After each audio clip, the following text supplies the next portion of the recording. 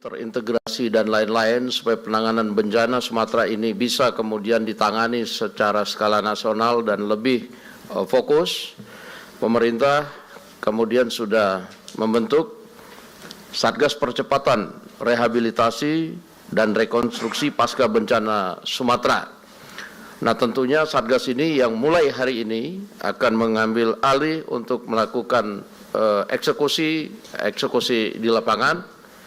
Dan untuk selanjutnya Satgas Pemulihan Pasca Bencana DPR RI akan menyertai untuk kemudian menjalankan fungsinya sebagai fungsi dari DPR, tentunya membantu mengkoordinasikan Satgas pemerintah untuk mengeksekusi kebijakan-kebijakan di lapangan.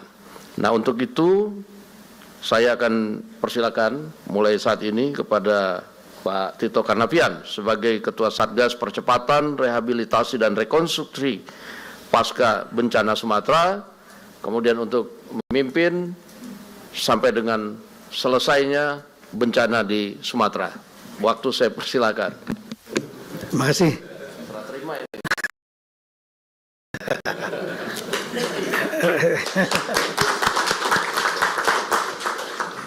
Resiko.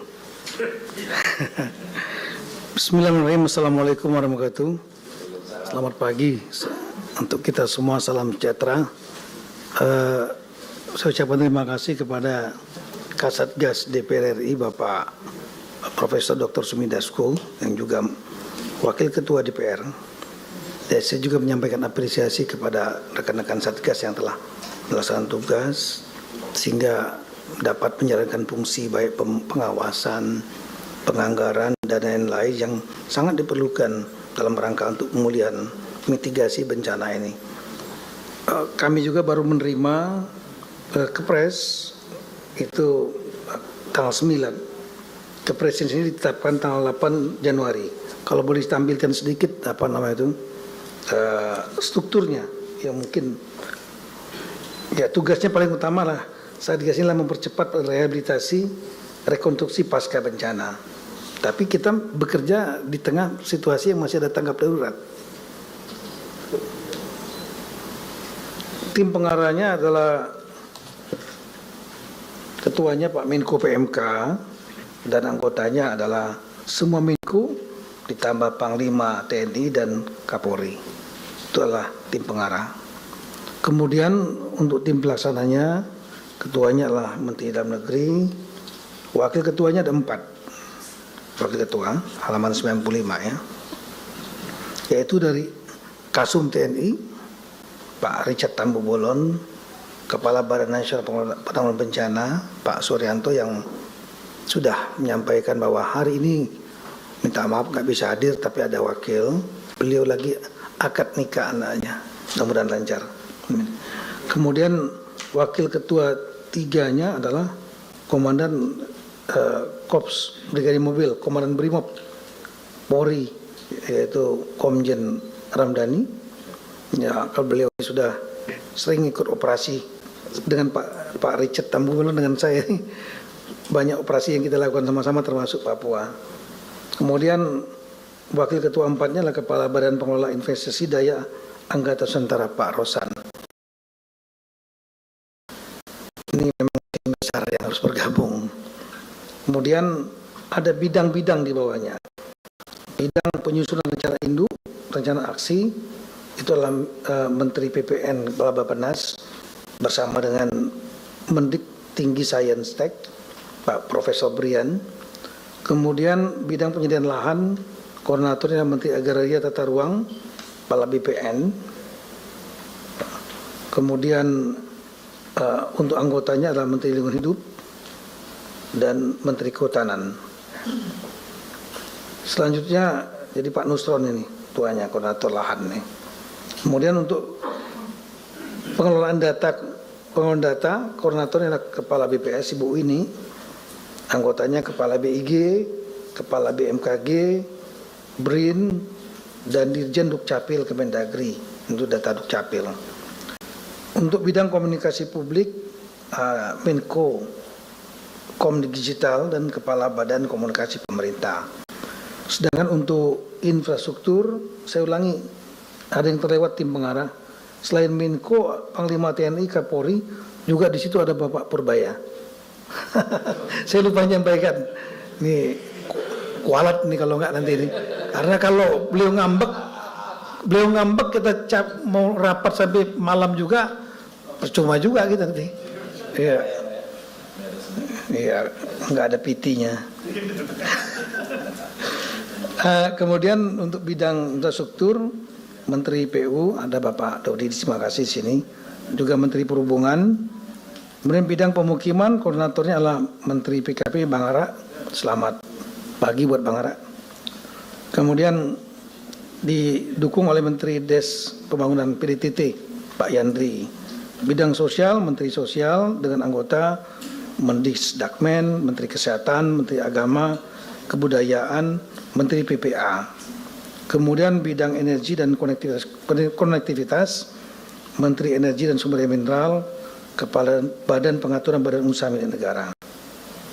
Bidang ekonomi, pangan, koordinatornya Mentan, Pak Amran, anggotanya Menteri Industri, Menteri KKP, Menteri Perdagangan, Menteri UMKM, kemudian Menteri Ekonomi Kreatif, ini orang Aceh juga nih. Dan terakhir bidang tata kelola pemerintahan, Menpan RB bersama Wakil Menteri Dalam Negeri, yang mungkin akan saya tunjuk adalah Bapak Bima Arya.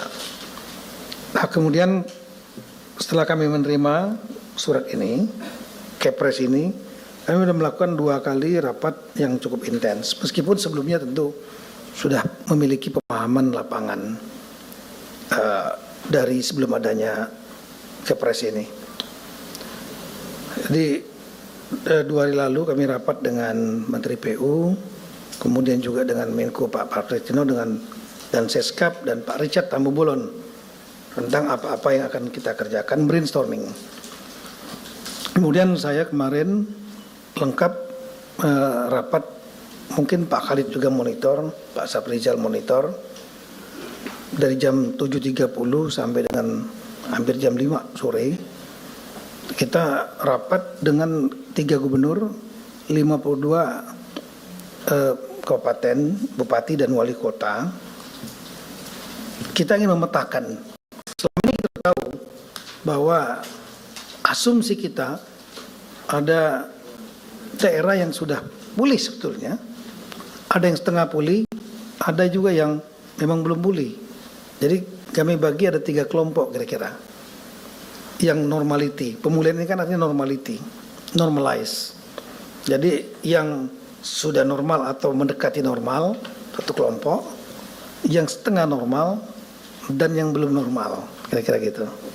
Ini penting untuk biasa, kalau dalam ilmu strategi perang itu, know your enemy, know yourself, and you will win in 1,000 battles. Jadi mengetahui dulu permasalahan enemy. Enemy kita lah persoalan gitu. Soalan pasca bencana. Kita akan memetakan sehingga kita bisa menerapkan strategi kemana kita akan yang sudah mendekati normal dipoles-poles di bantuannya. Kalau yang setengah normal sedikit agak serius, dan kalau paling serius, paling fokus menurut saya, ntar salah lagi. Paling fokus adalah yang belum normal.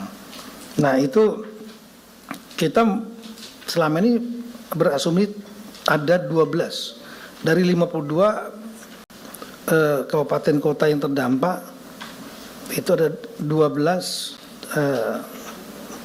753, semuanya saya ulangi 15 yang belum normal, yaitu 7 di Aceh Timur, Aceh Tengah, Aceh Utara, Gayo Luas, Tamiang, Banda Meriah, Pindi Jaya. Asumsinya ini berdasarkan penilaian top down. Dan kemudian untuk Sumatera Utara 5, yaitu Tabrai Tengah, Tabrai Utara, Tabrai Selatan, Madinah Natal, Sibolga. Sedangkan untuk di Sumatera Barat ada 3, Tanah Datar, Padang, Pariaman, dan paling berat adalah Agam. Tapi kita ingin mendengar juga dari bawah, bottom up dari semua bupati wali kota itu. benar nggak sudah begitu.